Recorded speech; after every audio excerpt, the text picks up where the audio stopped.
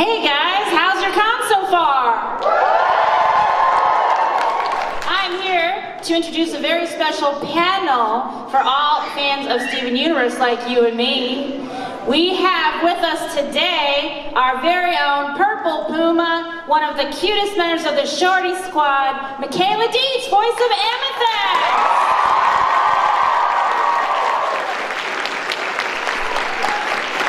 Let's be real, you're in the Shorty Squad too. Yep, it's true. And our very special guest moderator, the anime anthropologist himself, and also runner of the Haunted Tea House, wink wink, Charles Dunbar. Take it away, guys. God, I'm wearing new pants. I gotta break them in. What'd you say about pants? I'm wearing new pants. I gotta break them in. I wanted to be all respectable today, so I got the pants and a Steven Universe shirt, one of like 50 that I own. Let's see, when I was getting ready for Zenkaikon, Maddie comes up to me and says, "So you like Steven Universe, right?" And I'm like, that is the understatement of the millennium. Steven Universe has been one of the most important shows of my entire life, and I'm 37, so I've had a lot of life. And she's like, "Oh, so do you want to interview Michaela?" And I'm like, "What? Really? Oh my God." And now I've had to rein in the general fangasmness because I, like you, absolutely love this show. And this is one of those cultural milestones that we're going to be talking about for years and years and years. So I actually have my first question for Michaela is, when you started with Steven Universe, did you ever expect it to become the show? No. I mean, certainly this is something you hope for. When I auditioned for the pilot, the dialogue felt very natural, it was very special. I read for a bunch of characters. I particularly liked the one, it was like, she's really sassy and little, and like, she's sort of like an older sister, and I was like, oh, I've always wanted a little brother, this is great.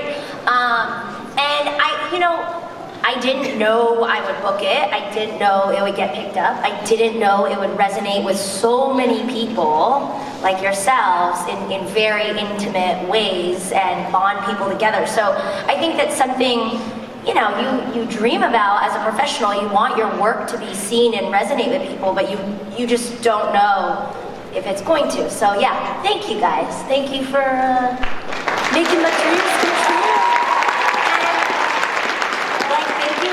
Sugar in the Crooniverse. I'm just like a teeny, the voices, we're just teeny parts, and we're very lucky because we get to go to these cons and interact with you guys, but the real people who are responsible for the show and the characters, I mean, that's the hashtag Crooniverse and Rebecca, so, yeah.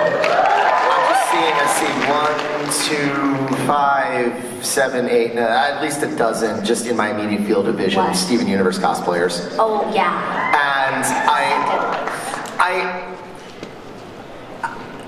And just from talking to Michaela over this weekend, I've been finding that there's a lot of love that goes into creating the show, and it's one of those shows that's like a passion project. But what I really wanted to know originally is, how did you become Amethyst, or how did Amethyst become you?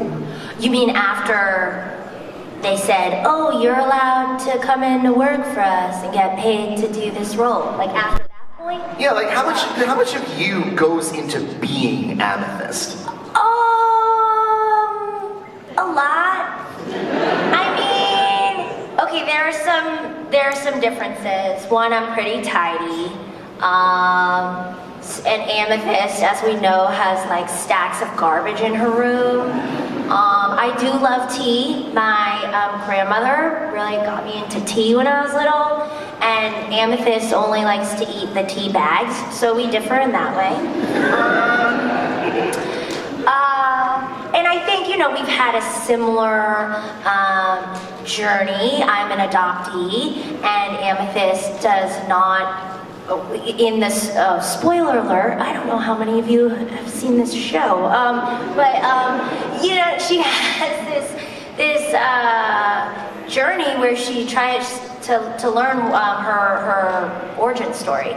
And so I can definitely relate to that, but I would say the general sassiness and brashness, I have that in me. Maybe not every day to that extreme. I mean, I don't know. My parents are here. They can probably tell you better than I can. But like, I certainly pull out my like tween and teen Michaela-ness to like be Amethyst, you know. So how much freedom do you have when doing the role? Because I remember I was telling you like one of my favorite Amethyst moments is the "No Mi Torta," which is kind of like that's like one of those defining moments for me. How much because you told me you had your chance to like inflect on that and make it your own. How much freedom do they give you to do that? Yeah, so, well, the thing is the writing is so beautiful, and Steven Universe is a storyboard-driven show, so it's not like they write it and then they draw it out. It's everything happens kind of together. So, and the writing's so brilliant that I feel like, you know, we don't really need to improv, but they let us, we have freedom.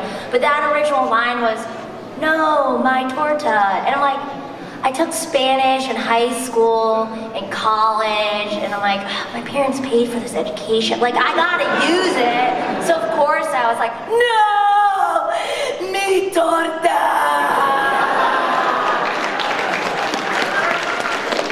So I really only changed one letter from a Y to an I, but I think it helps. I think it really helps. So I got this of course segues into the next question that I wanted to ask. What is your personal favorite Amethyst moment? Of all the work you've done as the character, what is your favorite Amethyst moment? You know, sort of like life, I feel like there are many really momentous occasions, but I think the ones I cherish the most are just like when you're at home and you're just like chilling out, everybody's in the kitchen, just like chilling out. It's sort of like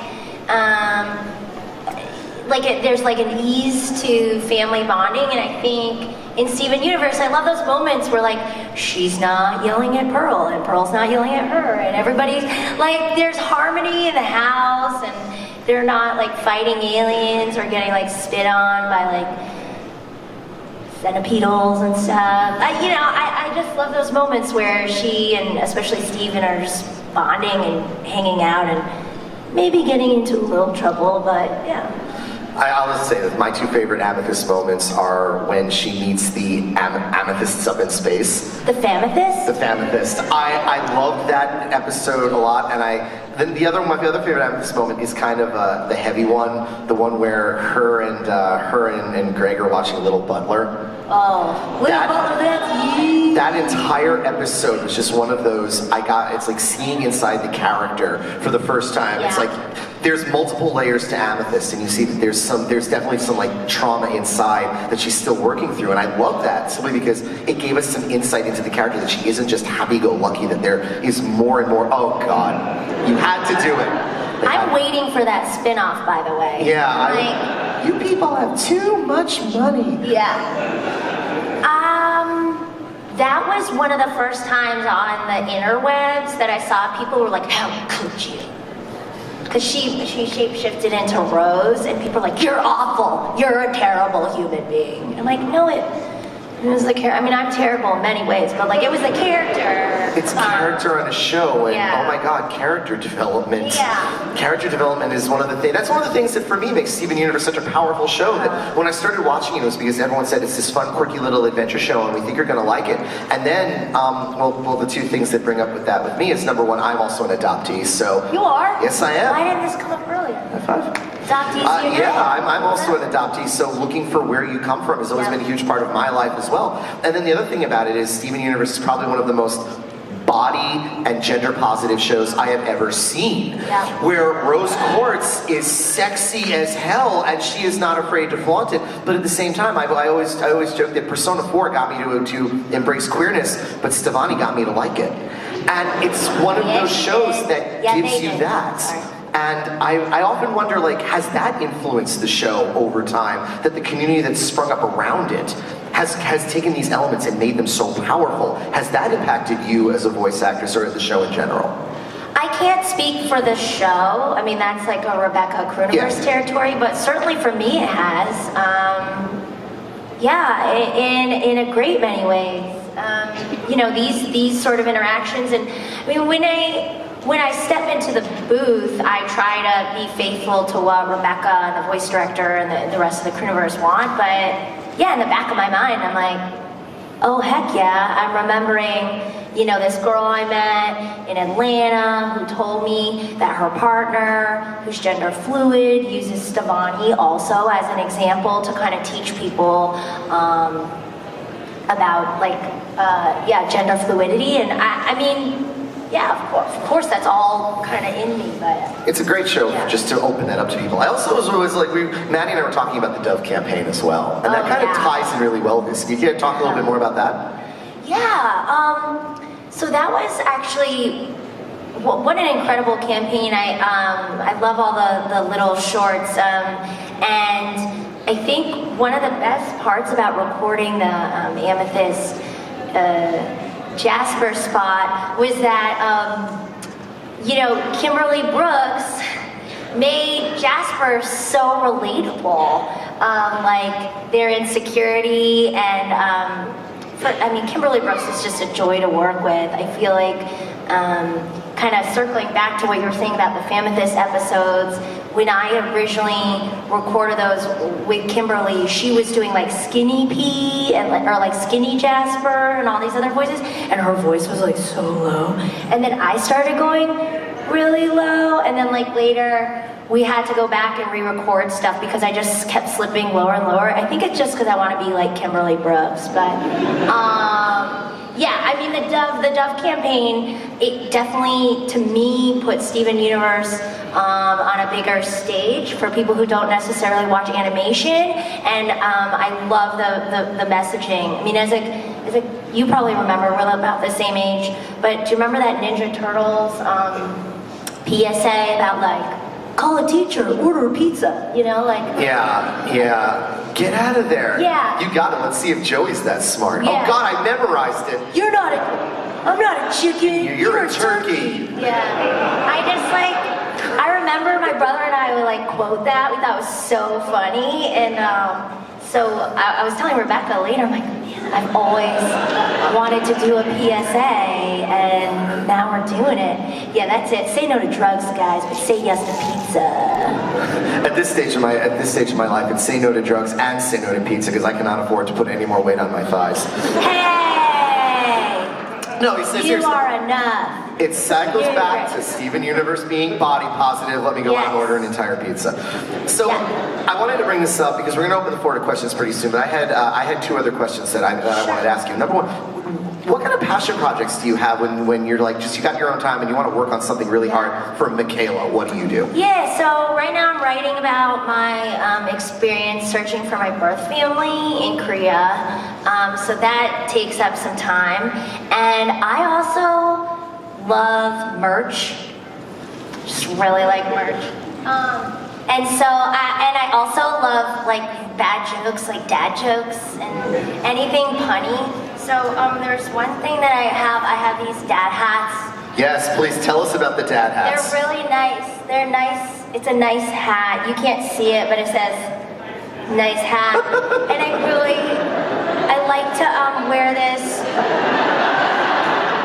I like to wear it in the airport because I find that TSA agents love to read things on hats.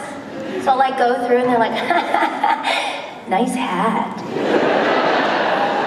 That is a very, very nice hat. It's kind of like there's this. It is nice. There's this one group of panelists who have a hat that says shirt. That's crazy. It's in the same vein. It's just the nice hat. We're gonna have a really nice hat here. So I really was wondering about these dad hats because now I'm like, oh wait, I'm not a dad, but I would totally love no. the dad hat. That's the thing. Like dad hats, dad humor. Like you don't have to be a dad to appreciate or even use them. Like, you know, this is just a style. It's just a dad joke on a dad hat. Yeah. Okay. So let's see about opening up the floor to questions a little bit. We got about 20 or 30 minutes worth to ask some questions for people. So I see you sir have excellent taste in t-shirts. As you can see, we are wearing the same shirts. But let's open up the floor to some questions. Let's see well, we have a microphone over here, and are we doing the lineup thing? Yeah, let's do the lineup thing. If you got some questions, throw some lineup and let's run with this. So along the lines of the the hat with the shirt on it. When I first moved to LA, like randomly met the comic Andy Milonakis, and he has a tattoo, a permanent tattoo that just says temporary. Pretty good.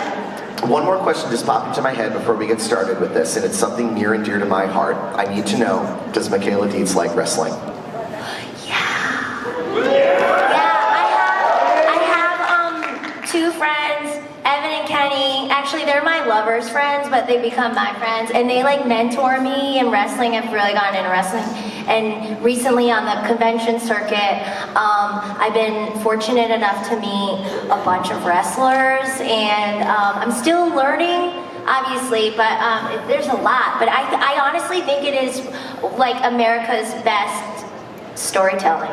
It's beautiful. It's pretty. Yeah. I'm going to WrestleMania in 2 weeks, are so you? I'm going to have to survive that. Then I must ask you this infamous question. Yeah. Is it going to be Ronda or Becky? Becky. Yes, we are all in unanimous agreement about the man and Daniel Bryan or Kofi. I have mixed feelings. I'm gonna say Kofi, but I don't know what's gonna happen. I don't know what's going to happen with that either. Yeah. But that's one of those things where I'm asking every wrestling fan I know what they think about it, because it's going to be yes, right It's there. gonna be painful. I feel like he might almost win it and then gonna strip it away. I don't know. They'll give him I'm a dusty little finish nervous. because that's what Vince likes. I'm a little nervous. But you know what? We'll know 2 weeks from tomorrow. Yeah. And if no one ever sees me again, it's because I got really, really angry at the outcome and vanished into the crowd. So let's get started with some questions from the audience. Oh, it's like looking into the mirror. We have an Amethyst cosplayer. Hello. Guess who my favorite character is? Peridot. Close. Anyway, I have a question and I have a backup question in case you legally can't answer that first question. So obviously, as we saw at the beginning of the panel, music is like a huge part of Steven Universe. I'm just gonna time out you right now. Just save everyone time. Don't ask me any spoiler questions, anything. I can't answer it, but I will say, yeah, I do love music, and I love all the music in the show. Sorry, now you can finish your. Okay, so you finish your question. you can't say if there's gonna be more songs. I do not know. What's your experience on the songs that you have done? Yeah, my general experience with singing for the show involves sweaty armpits.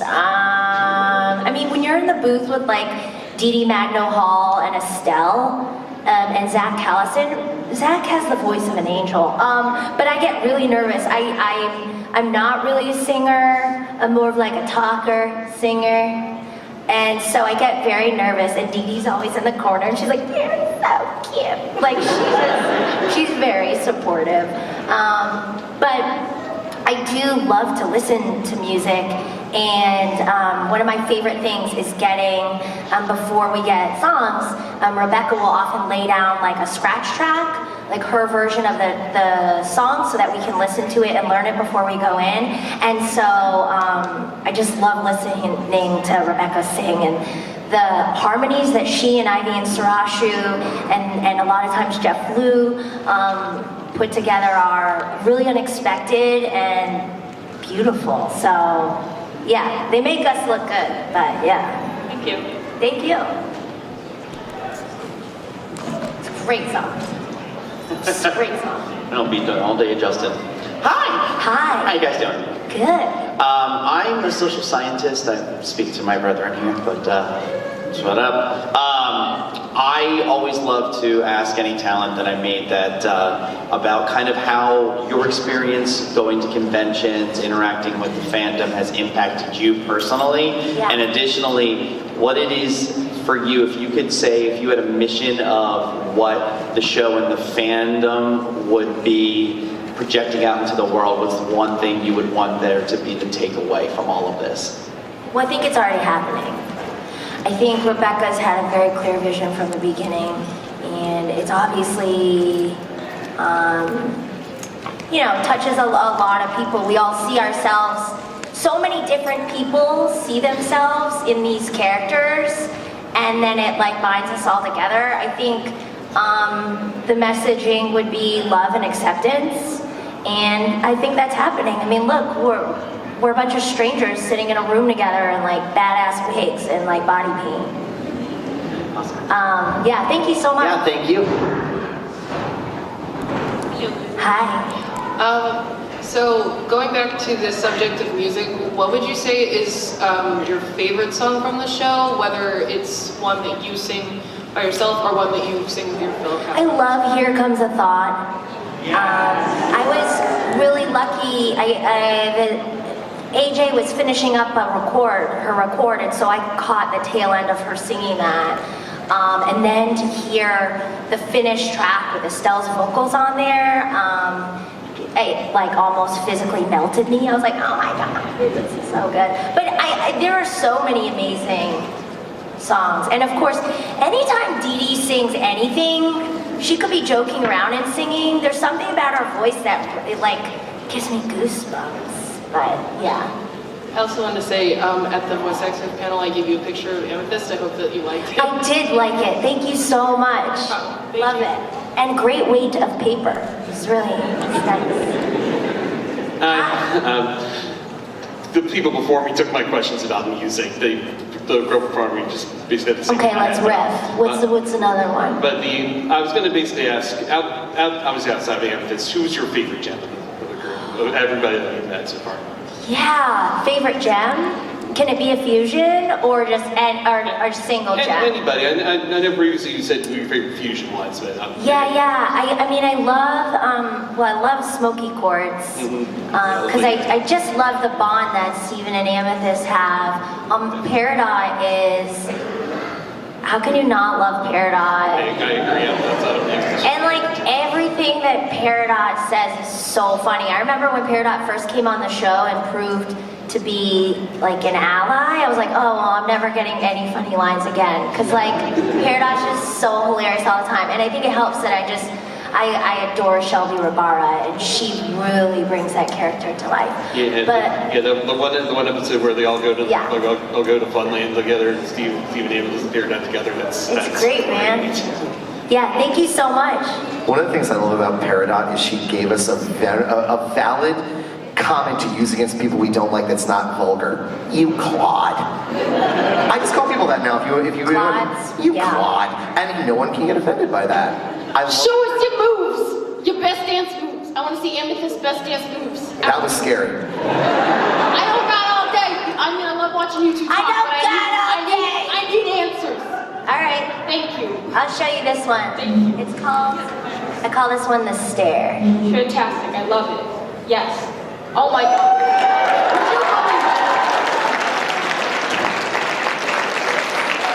Okay, that's it. Thank you. Thanks. That came on. I like how that came on. Yes, that just startled me. Done all day. Show me your dance moves. You clod. Alright, I'm gonna get that out of the way. Have you ever seen Peridot in a Dragon Ball cosplay? I don't think so. Well, I'm looking at it now. I guess. That's impressive. Looks great. Yeah. All hail Princess Trunks. Alright, my question was, what is the highest and lowest voice you can make?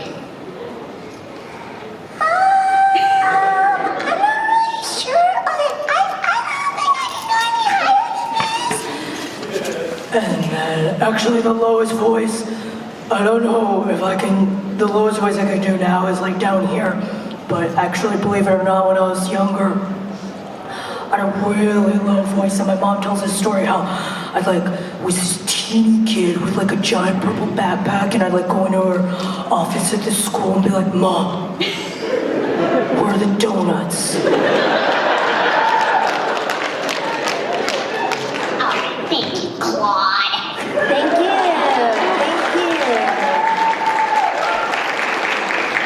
You probably don't remember me, but I do. Oh, you do? Yeah, you had a red fez on yesterday. Thank you. I'm You're so glad welcome. You remember me. You're memorable. Thank you. By the way, I did watch Mindful Education last night. Great app, right? Yep. Anyway, I identify a lot with Pearl because I have trouble interacting with humans because I have Asperger's. has the show, I know you're not supposed to answer this question, but have you ever thought of introducing a character with Asperger's or close to it, or being demisexual? So this is definitely in Rebecca, the creator's wheelhouse. But you are not the first person I've met with Asperger's who relates a great deal to many different characters in the show. So I think, certainly if it were up to me, yes. But I think there are elements of sort of all different kinds of people in all of the characters. Yeah. Thank you so much. Thank you for remembering me. Oh, yeah, of course. How could I forget? Thank you. Great fez. Hi. Hi. I just want to say, first of all, Amethyst is my favorite character, and I'm also a Korean adoptee, so Yes. I love you. So my question was, so Amethyst is kind of special in the way that she sleeps and eats a lot, but how do you think she learned to do that? Because she doesn't need to. Like, did Stephen teach her, or? So this is Michaela surmising, because I've not asked Rebecca this, so I don't want to. By the way, all my opinions up here, I'm trying to cover my bases. All my opinions are mine and mine alone. I don't represent Cartoon Network or Steven Universe or Rebecca Sugar. Like, this is just me. But I kind of think it dates back to hanging out with Greg. Like, they used to have the same like haircut. I mean, she really idolized him, and he's a human. He eats, he sleeps. I think she just really wanted to, be like Greg. Thank you. Yeah, thank you. Watch a little Butler. Hi. Hi, you look great. Thank you. Welcome. I wanted to ask who your least favorite character in Steven Universe was and why. Whoa, you know what's weird? I've never been asked this before. Oh, fantastic. And I feel like I've been asked so many different questions. Least favorite? Which is including all the characters in like Beach City. Yeah. Is there any? It's okay, you can say Kevin. Oh yeah, I forgot about him. Of course, it's Kevin. That guy's bad news, but I also think he's bad news because no one's given him enough time to explain what he's doing is hateful and wrong. And I feel like he can change. I feel like, look at him. He's the kind of guy who always wears a scarf. It's like, come on, man. I feel like Kevin does have potential though. Maybe one day we could, if he watched Steven Universe, then he'd know that he's sort of a jerk. Yeah. Thank you. Yeah, thank you. Great question. Well, you don't like Ronaldo? I love Ronaldo. Why don't you like Ronaldo? I feel like Ronaldo has been given so many chances to not be a jerk, and he doesn't seem to care. And that is kind of why I don't like him, because I never got over the whole, I'm a crystal gem now, let me tell you how to be a crystal gem. And I'm like, how about no? How about learn something and not turn into Yosuke from Persona 4? He's just like a buffoon. He's a buffoon, but I don't always give the buffoon. Got it. I'm not going to exempt you because you're a buffoon. You should learn. Okay. That's me, though. That's my personal opinion. I find him highly amusing, but would I go on a cross-country road trip with him? No. I would not. So this is my actual question, but response to the past question. Yeah. Onion? You don't like onion? He just terrifies me. Yeah, When the rat jumps out of his mouth at the end of the one episode, and he gives it to Steven. Wow, I really saw that as a talent. I'm like, you are a unique individual. I just like when he blew up that Vespa. How did that happen? But my actual question is, what is your most anticipated or your most wanted fusion? Future fusion. I'm gonna blow some minds. Amethyst and onion. Can you imagine that damage? That Beach City in Beach City Menace. Whoa. Can you picture that at SmackDown? Yes, Yeah. I'd imagine it to be something like Brock Lesnar. He's pasty with weird hair and overly muscled and way too into what he's doing. Yeah. That's they call it the Funyun Mom. That's what they call it. Funyun Mom Fusion. Yeah. Thank you. Thanks. Someone needs to draw fan art of that stat. Excuse me, sir. There's something on your apron. He has blood all over his apron. Don't worry about it.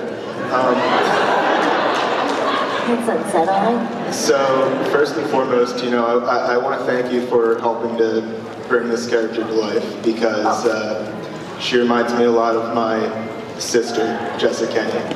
And she actually passed away last year from fentanyl poisoning. I'm so sorry to hear that. And I love the way you do the character. It's very similar to her with the sassiness and the voice. I find a lot of comfort in that character. And my question is, I want to thank you for that. My question is, what do you do to keep your voice healthy for your work? Okay. Well, sorry, what's your name? Jared. Jared, thank you so much for sharing that. And it's cool that when you watch the show, you think of your sister. So it's like, and thank gosh for the Cartoon Network app. You can just have her around all the time. It's really nice. What was the question? Sorry, let's healthy. Okay.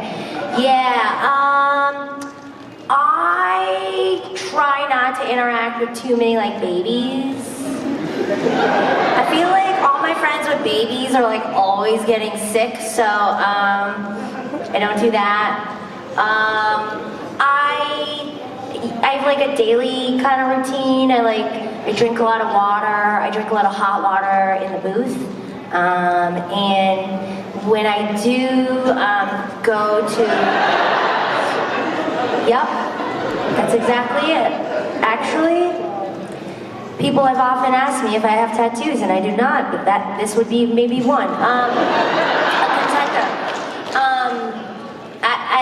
If I'm at an event over the weekend or a wedding or something, I've really perfected just dancing and then acting like you're shouting, having fun, but I'm not. I'm just have my mouth open, and people are and then, so that's what I do. I just try not to shout, basically. Sorry, that was not a great answer, but that's just what it is, my friend. I thought it was a fine answer. Okay, thank you. Thank you. What character do you most relate with other than Amethyst? Ooh, I think Steven, on many levels. I think we all kind of aren't sure what we're doing, and we might feel like we want to make our family really happy and our friends and make sure everybody's okay, and I definitely relate to that. But I do relate to Ronaldo a little bit. I've been known to go down some rabbit holes, re-conspiracy theories, so, yeah, that's my final answer. Thank you. What's your favorite diamond? This is really the wrong answer, but it's just the truth. White diamond. Me too. She has great style. The first time I saw her shoes, I was like, oh my God, where did you get your shoes? But other than that, what an incredible last episode we saw, and it's really a testament to people being able to change. So that was cool. Thank you. Yeah, thanks. You see someone as unflinching as White Diamond discovering malleability. I absolutely love her. My favorite scene with White Diamond is actually, it's not even featuring her. It's the one where she's in the robot doing the Evangelion. It was so terrifying that I couldn't look away. Hello. Hi. My question was, do you have a favorite episode? And are you in that episode? Why? Yeah, I loved that last episode. One of my favorite episodes that Amethyst does appear in is What's Your Problem? Where she's trying to get Steven to talk about his feelings. And she's such a spaz, she can't even handle it. But I love it. I love seeing how much they kind of depend on each other and trust each other. Yep, that's it. Look at that fish stew pizza. So yeah, I think that's my favorite episode that Amethyst is in. Yeah, thank you. Do you have a favorite that she's not in? Well, I don't, the mindful education one. Is she in that one? I don't know, but I like that one. She's not a main part of it, and that's a beautiful episode, and I find that a lot of people, actually therapists, different practitioners use that to teach mindfulness to kids. So it's very helpful for kids and adults, actually, so thank you. Thank you. Hi, Michaela. Hi. Thanks for being here and doing this. Thank you for having me. I have two questions. One might be silly. I'm kind of a noob at the whole Steven Universe fandom because I just finished it this morning. Whoa. So, fresh meat, you guys. Yeah, so be gentle. But my first question is, why does Smoky Quartz only have 3 arms? And what does Michaela do for fun outside of? Okay, I don't know why Smoky Quartz only has 3 arms, but I do know that Smoky Quartz says, "You ever seen Sink the Dink?" I just love that line. And I don't know what it means, but I'm guessing it's some yo-yo move. Rebecca told me that she consulted a lot of professional yo-yo videos, for those actual moves, so that the animators could really make them realistic. That's pretty good research. Yeah, and what do I do? So I don't know why they have 3 arms, but what do I do for fun? I have a talent for really getting into an activity and then moving on to something else. So for a while it was painting, and then it was woodworking, and then I did pottery. And yeah, pottery. What's up? So we got a ceramicist over here. Right now it's going to these hip hop dance classes with a lot of middle-aged ladies. Is really funny. It's so funny. Helen Hunt will sometimes show up and I'm like, oh my god, I'm mad about you. No, I can't look at her because I'll geek out. Anyway, thank you. Well, thank you. Hello. Hello. So, I'm big into voice actresses, so thank you for everything that you do. So to lead into my question, I remember 2 years ago I came here as well, and Dante Bosco was talking about a really fangasm moment that he had with Mark Hamill. And last year, Bill Lamar told us about a very, very hilarious situation when he was voicing Evil Con Carne. So my question to you is, any funny behind the scenes interactions with other voice actors or coworkers or anything? Basically, any funny stories that happen behind the scenes that you'd like to share? Well, yeah, it's so embarrassing. So, Brian Posehn, who voices Sour Cream, I just really like his work. I feel like he's one of those guys who can say anything and it's funny. He could, say my phone number and it would be hilarious. I, inside, was really geeking out, the first time that he recorded with us, and, but I tried to play it cool, so I'm sure he, doesn't even know my face, but I know his face, so. I wish I had some more funny, fanning out moments. I mean, a lot of our records, are... There he is. He's so funny. That's what I mean. He's not even saying anything. He's so funny. This is wow. Charlene Yee's the same way. She's just so funny. What's cool about recording for Steven Universe is we often are together, the main cast. But a lot of the big guys, the heavy hitters. They are not in the booth with us, but sometimes. But yeah, great question. Thank you. Thank you very much. Hello. Hello. So my question is, if you had to be any kind of gem, canon or non-canon, what kind of gem would you be besides Amethyst? Yeah.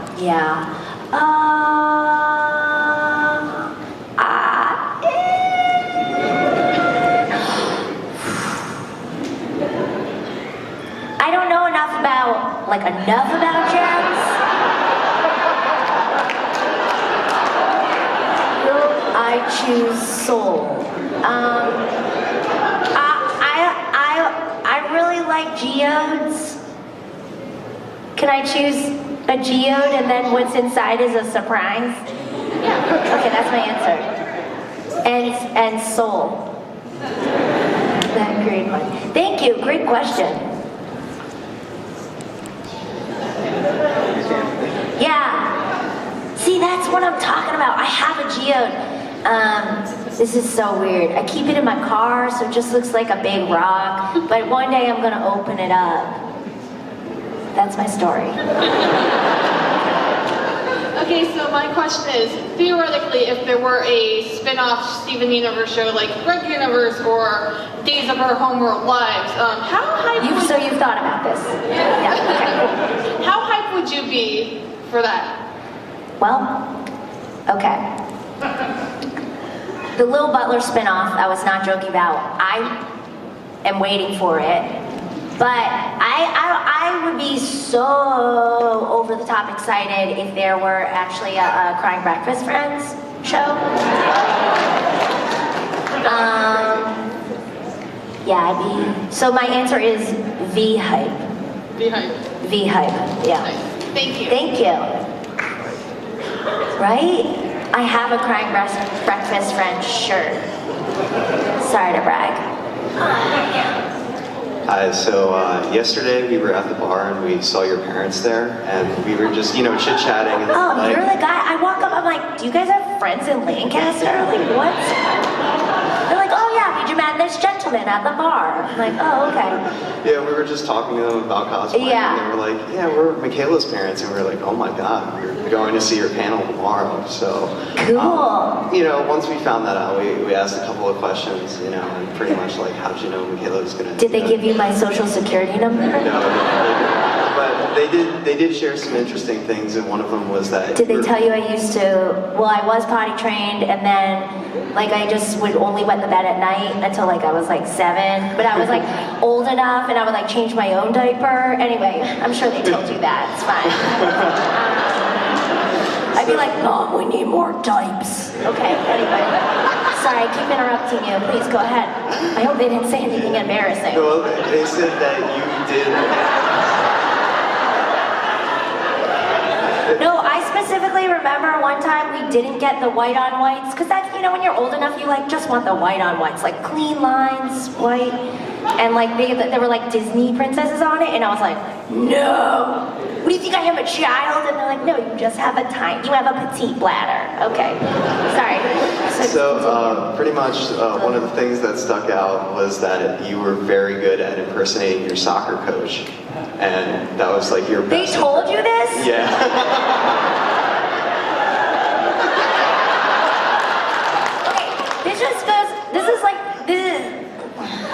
This is what parents are for. Well, now I'm wondering which soccer coach, because I kind of, my high school coach? Whoa, she looks different. Okay, I think maybe they were thinking about so my coach in college was loony. She would say things like, 1, 2, quick as a phone booth. And we're all like, are phone booths quick? And she'd make up stuff, but she wore wrestling shoes on. And she would also do these shoes really lean. But maybe they're thinking of the men's coach who, I feel weird. He walked a lot like this.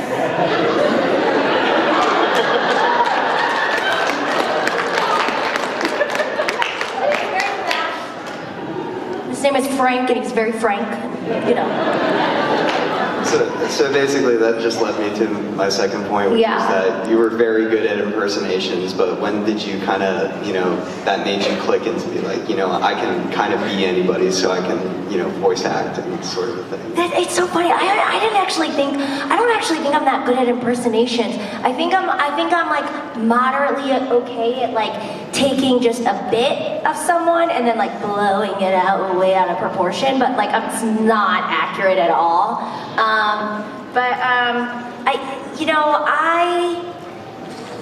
I don't think I ever really put it together until I moved to New York after college, and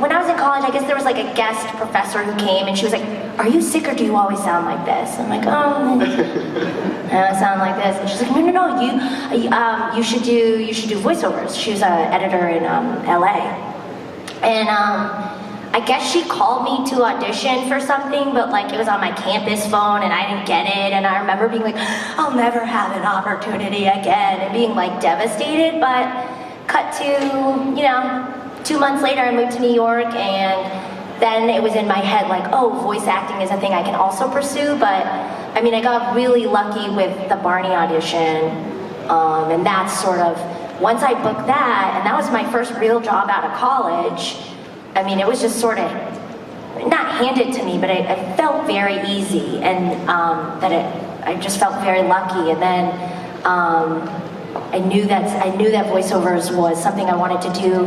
I loved how liberating it was. I mean, at the time, like, I heard things like, oh, you're not, like for on-screen stuff, like, you're not Asian enough. And I'm like, what does that mean? Like,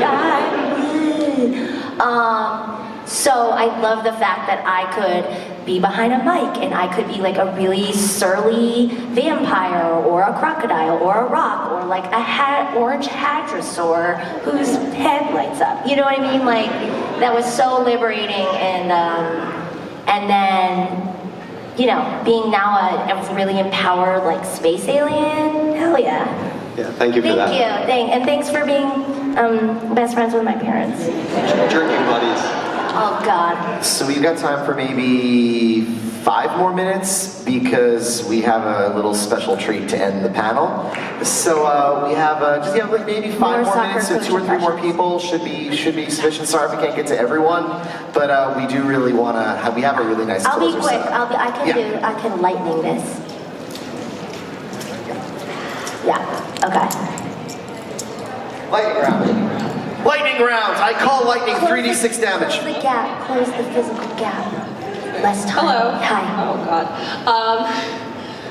God. So I've had multiple moments in Steven Universe where I have cried. Has there been a moment that like felt close to you, or where you've cried, or just a deep moment in general that you enjoyed? Yes. Definitely the episode where Amethyst goes back to the kindergarten. That made me well up. When I was in the booth and when I read the script, I was like, Rebecca, did you know that I'm like looking for my birth family right now? Like, this is crazy. And she's like, no, the writers didn't know. Like, it just, bleh. Yeah, thank you so much. Great question. Hi, when you're in the booth, do you have to do any special thing to make like your attacking sound? I like to use physical movements, so they'll be like, you're throwing a whip, and I'm always like, like I like to do the action, but some people are really good at just being still and sounding like they're on a trampoline. Whoa, but I need to move, so. But the thing with that is you want to be sure that you don't create extra noise. It should only come from your voice and not from your hand, like hitting the stand or, Great question, thank you. In the future, if there's another Marvel animated feature that's as big and ambitious as Into the Spider-Verse, what hero would you want to voice and why is it Squirrel Girl? And I would want to voice Squirrel Girl. Is that what it was that you said? Yeah, exactly. What you said. Thank you.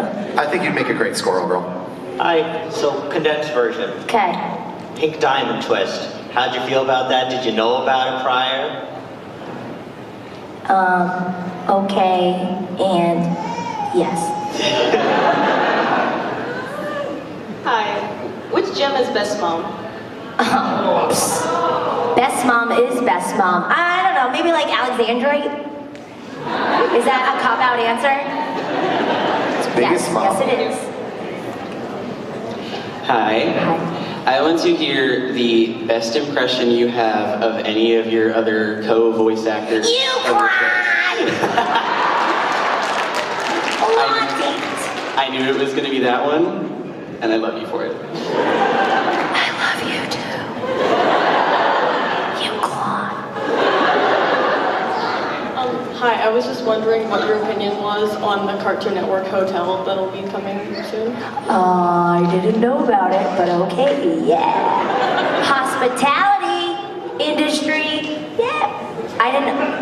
I'll read up on this, but cool. Thank you for letting me know. Hi, I'm a huge fan, so I felt like I had to ask a question, and I'm sure you get this all the time, but what would you say your favorite song is from all of them? I love that extended intro. And I love the peace and love, the love and birth and love the yeah, I love that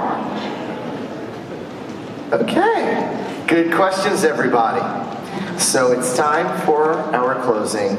And this was just an idea that we had. We have asked Michaela to read If You Give a Mouse a Cookie. Okay, you guys, this is a book. I feel like that Amethyst would be like, psst, okay, psst, I'm gonna read this book.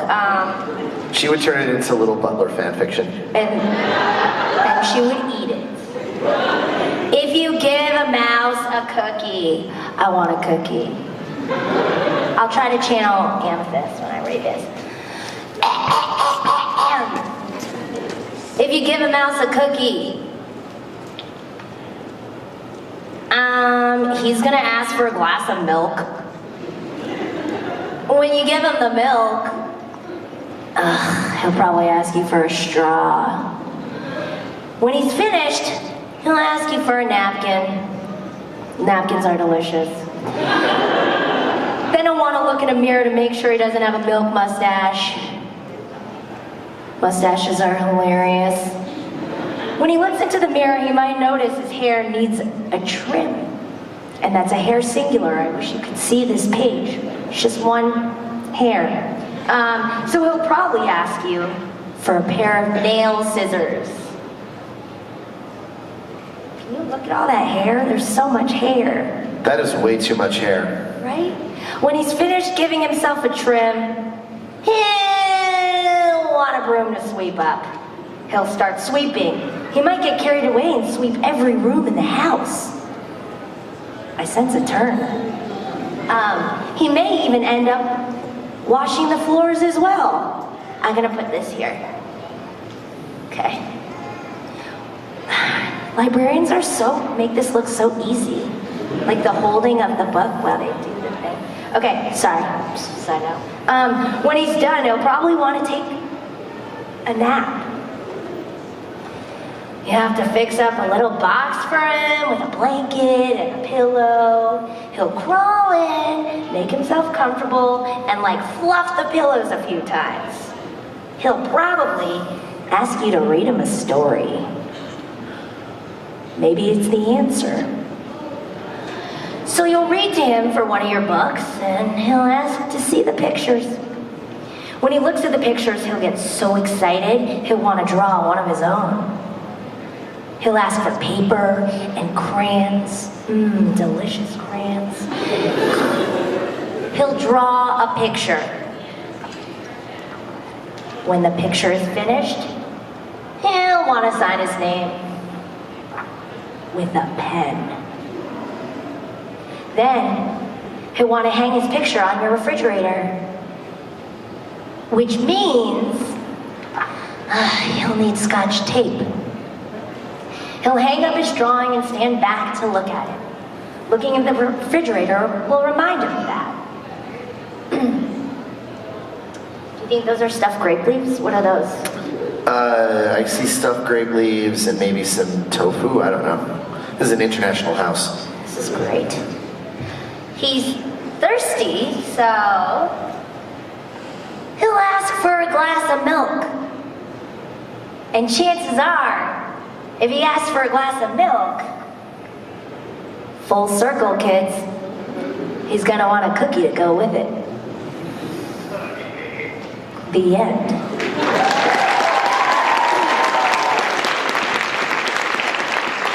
That's adorable. So, what else are you going to be doing today and tomorrow while you're still in lovely Lancaster? Lancaster's beautiful. It's like, wait, how do I say it? Lancaster. I'm from New York, sue me.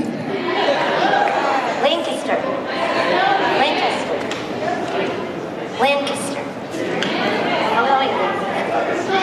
I have a signing right after this, and then there's intimate conversations with Michaela Dietz, with Michaela Dietz at 8:30 tonight.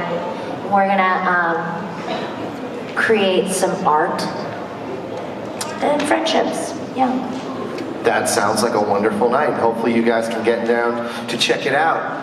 And that is the Steven Universe panel. Thank you all for coming. Thank you, Michaela, for answering questions from our audience. I'll give myself a little plug. I'm at table 14 in the Artist Alley, where I'm going to be selling my latest books and doing tarot card readings for the next 3 hours, followed by the Ava panel, Apocalypse is an Anime, and tonight I hope some of you signed up for the Haunted Tea House, where we'll be telling ghost stories for an hour and a half. And tomorrow I am doing Shinto for Otaku, a weeb's guide to respecting the common. So hopefully you guys are having a wonderful Zenkaikon, and we'll continue to have a wonderful Zenkaikon for the rest of the weekend.